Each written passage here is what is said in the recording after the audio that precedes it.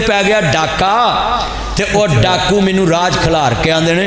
मैं जो थले उतरिया ना, हुण तुहानूं पता डाकुआं दे सामने बंदा बोलदा नहीं, आंदा या अल्लाह जान बख्शी करा दे।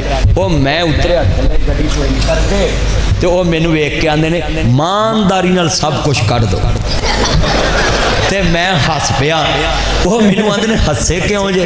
मैं काम ही बड़ा ईमानदारी वाला, मैं इदू वड्डा ईमानदारी वाला काम ही कोई नहीं गा भी ईमानदारी नाल कहंदा जी सब कुछ कर दो।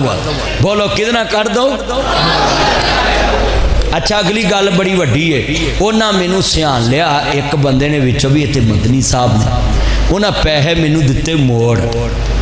मैं कहा नहीं यार तुसी भी जरूरतमंद हो, मैनू भी जलसे तो मिले कल होर मिल जाएंगे, अद्धे तुसी रख लो अद्धे मैं ले लेना, अद्धे मैं देते उन्होंने। मैं कहा मैं समझू भी जलसे वाले इन्ने ही दिते, वो अद्धे देते उन्होंने।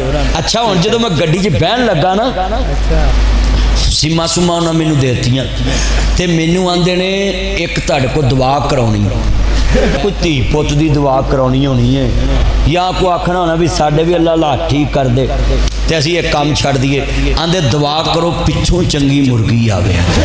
मैं अल्लाह बेड़ा गर्क मेरे कोलों करवाओ भी दुआ